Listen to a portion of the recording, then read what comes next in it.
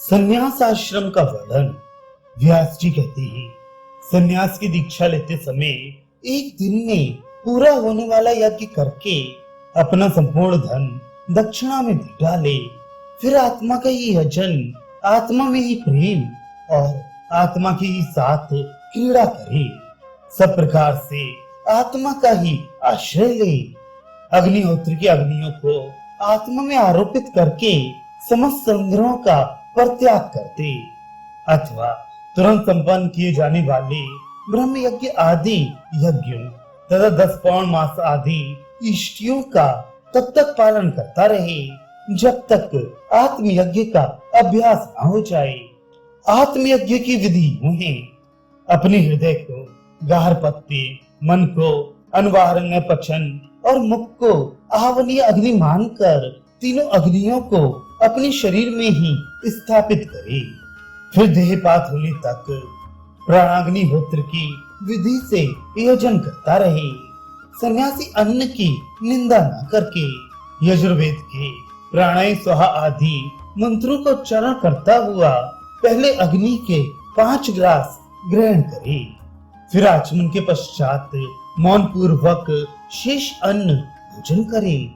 जो ब्राह्मण संपूर्ण प्राणियों को अभयदान देकर सन्यासी हो जाता है, वह मरने के पश्चात तेजोमय लोक में जाता है और अंत में मोक्ष प्राप्त करता है। आत्मज्ञानी पुरुष सुशील एवं पाप रहित होता है। वे इस लोक और परलोक के लिए भी कोई कर्म करना नहीं चाहता। क्रोध, मोह, संधि और विग्रह का त्याग करके वह सब ओर से उदासीन सा रहता है।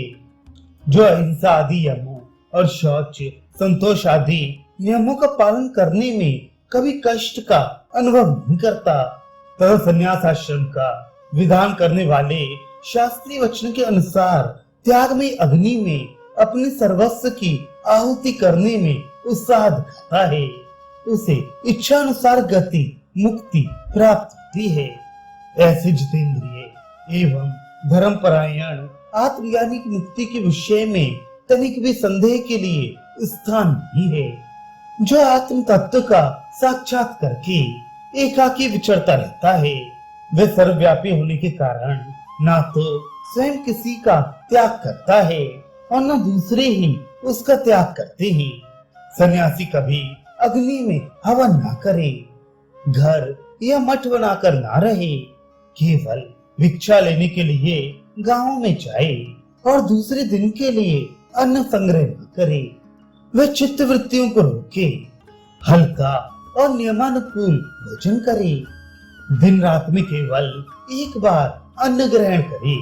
पानी पीने के लिए कमंडल रखे। वृक्ष की जड़ में निवास करे। जो देखने में सुंदर ना हो ऐसा वस्त्र धारण करे।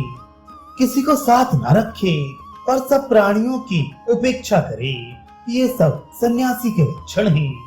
वह किसी से भी ना कहने योग्य बात ना कहे, दूसरे की भी वैसी बात ना सुने, तथा ब्राह्मणों के प्रति किसी तरह कटु वचन न निकल जाए, इसके लिए विशेष सावधान रहे। जिससे ब्राह्मणों का हित हो ऐसा ही वचन बोले। अपनी निंदा सुनकर भी चुप रह जाए। यही भव व्याधि से छूटने की दवा है।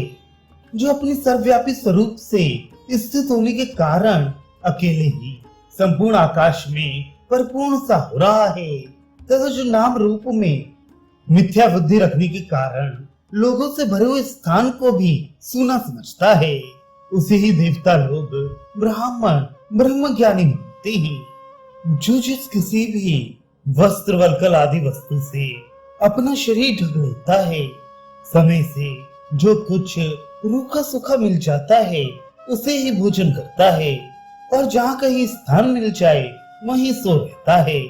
जिसकी दृष्टि में स्त्रियां मुर्दों के समान हैं, जो मान या अपमान प्राप्त होने पर शोक नहीं करता, तथा जिसने संपूर्ण प्राणियों को अभय दान कर दिया है, उसे ही देवता लोग ब्राह्मण समझते हैं। सन्यासी को न जीवन से प्रेम करना चाहिए न मृत्यु से। जैसे सेवक अपने स्वामी के आदेश की बाट जोहता रहता है, उसी तरह उसे भी काल की प्रतीक्षा करनी चाहिए। मन और वाणी से कोई दोष नहीं आने देना चाहिए और सब पापों से मुक्त होकर सर्वथा शत्रुहीन हो जाना चाहिए।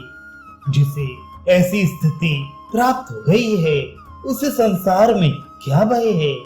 जो किसी भी प्राणी से नहीं डरता, जिससे कोई भी प्राणी नहीं डरते, उस मोहमुक्त पुरुष को किसी से भी भय नहीं होता। जो हिंसा न करने वाला, समदर्शी, सत्यवादी, धैर्यवान, जितेंद्रिय और सबको शरण देने वाला है, वह अत्यंत उत्तम गति पाता है। इस प्रकार जो ज्ञानानंद से तृप्त होकर भय और कामनाओं से रहित हो गया है, उस पर मृत्यु का जोर नहीं चलता। वह स्वयं ही मृत्यु को लांघ जाता है। जो सब प्रकार की आसक्तियों से छूटकर मुनि वृत्ति से रहता है, आकाश की भांति निर्लेप और स्थिर है, किसी भी वस्तु को अपनी नहीं मानता, एकाकी विचरता और शांत भाव से रहता है, जिसका जीवन धर्म के लिए और धर्म भगवान के लिए होता है, जिसके दिन और रात शुभ कर्मों में ही व्यतीत होते हैं, जो निष्काम होने के कारण सकाम कर्मों को आरंभ नहीं करता, नमस्कार और स्तुति से दूर रहता तथा सब प्रकार के बंधनों से मुक्त होता है, वही देवताओं के मत में ब्राह्मण है। संपूर्ण प्राणी सुख में प्रसन्न होते और दुख से घबराते हैं, अतः जिसे प्राणियों पर भय आता देखकर खेद होता है, उस श्रद्धालु पुरुष को भयदायक कर्म नहीं करना चाहिए। जीवों को अभय की दक्षिणा देना सब दानों से बढ़कर है।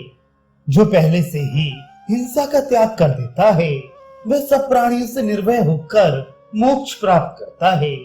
जो ना तो स्वयं निंदा के योग्य कोई काम करता और ना दूसरों की निंदा करता है, वही ब्राह्मण परमात्मा का दर्शन कर सकता है। जिसके मोह और पाप दूर हो गए हैं, वह इस लोक और परलोक में भोगों में आसक्त नहीं होता। ऐसे सन्यासी को रोष और मोह छू भी नहीं सकते। वह मिट्टी के ढेले और सोने को समान समझता, पंच कोशों का अभिमान त्याग देता और संधि विग्रह तथा मान अपमान से रहित हो जाता है। उसकी दृष्टि में ना कोई प्रिय होता है ना अप्रिय। वह उदासीन की भांति सर्वत्र विचरता रहता है। सुखदेह, देह, इंद्रिय और मन आदि जो प्रकृति के विकार हैं, वे क्षेत्रज्ञ आत्मा के ही आधार पर स्थित रहते हैं। वे जड़ होने के कारण क्षेत्रज्ञ को नहीं जानते, किंतु क्षेत्रज्ञ इन सबको जानता रहता है। जैसे चतुर अपने वश में किए हुए बलवान और उत्तम घोड़ों से अच्छी तरह काम लेता है, उसी प्रकार क्षेत्रज्ञ भी अपने वश में किए हुए मन तथा इंद्रियों के द्वारा विषय, विषयों से मन, मन से बुद्धि, बुद्धि से महतत्व, महतत्व से अव्यक्त मूल प्रकृति और अव्यक्त से अविनाशी परमात्मा श्रेष्ठ है। परमात्मा से श्रेष्ठ कुछ भी नहीं है। वही सबकी सीमा और परम गति है। संपूर्ण प्राणियों के भीतर छिपा हुआ वह परमात्मा प्रकाश में नहीं आता। उसे तो सूक्ष्मदर्शी ज्ञानी महात्मा ही अपनी सूक्ष्म एवं उत्तम बुद्धि से देख पाते हैं। सन्यासी को चाहिए कि वह मन सहित इंद्रियों और उसके विषयों को बुद्धि के द्वारा अंतरात्मा में लीन करके नाना प्रकार के दृश्यों का चिंतन करे। ध्यान के द्वारा मन को विषयों की ओर से हटाकर उसे विवेक के द्वारा स्थिर करे और शांत भाव से स्थित हो जाए। ऐसा करने से वह अमृत पद को प्राप्त हो जाता है। जो इंद्रियों के वश में रहता है, वह मनुष्य विवेक शक्ति को खो देता है और अपने को काम आदि शत्रुओं के हाथों में सौंपकर मृत्यु के चंगुल में फंस जाता है। इसलिए सब प्रकार के संकल्पों का नाश करके चित्त को सूक्ष्म बुद्धि में लीन करे। इससे वे काल पर भी विजय पा जाता है। इतना ही नहीं, चित्त प्रसन्न होने के कारण वे सन्यासी शुभ और अशुभ का त्याग करके आत्मनिष्ठ होकर अनंत आनंद मोक्ष सुख का अनुभव करता रहता है। प्रसन्नता का लक्षण ये है कि सदा सुषुप्ति के समान सुख का अनुभव होता रहे और वायु रहित स्थान में निष्कंप दीप शिखा की भांति मन कभी चंचल ना हो। जो मिताहारी और शुद्ध चित्त होकर रात के पहले और पिछले भाग में आत्मा को परमात्मा के ध्यान में लगाता रहता है, वही अपने अंतःकरण में परमात्मा का दर्शन करता है। बेटा, मैंने जो उपदेश दिया है यह परमात्मा का ज्ञान कराने वाला शास्त्र है। संपूर्ण उपनिषदों का रहस्य है। केवल अनुमान या आगम से ही इसका ज्ञान नहीं होता, अनुभव से ही यह ठीक ठीक समझ में आता है। धर्म और सत्य के जितने उपाख्यान हैं उन सब का ये सारभूत है। ऋग्वेद की 10,000 ऋचाओं का मंथन करके मैंने इस उपदेश अमृत को निकाला है।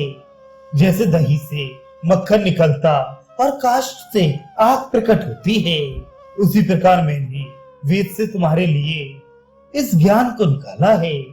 तुम विरद्धारी स्नातकों को ही इस शास्त्र का उपदेश करना। जिसका मन शांत नहीं है, इंद्रियां वश में नहीं है तथा जो तपस्वी नहीं है, उसे इस ज्ञान का उपदेश नहीं करना चाहिए। जो वेद से अनभिज्ञ, अभक्त, दोषदर्शी, कुटिल, आज्ञा न मानने वाला, व्यर्थ तर्क वितर्क करने वाला और चुगलखोर है, वह भी इस ज्ञान का अधिकारी नहीं है। प्रशंसनीय, शांत, तपस्वी तथा सेवा परायण शिष्य और प्रिय पुत्र को ही इस गुण धर्म का उपदेश देना चाहिए, दूसरे किसी को नहीं। यदि कोई रत्नों से भरी हुई संपूर्ण पृथ्वी दे तो भी तत्ववेत्ता पुरुष उसकी अपेक्षा इस ज्ञान को ही श्रेष्ठ समझते हैं।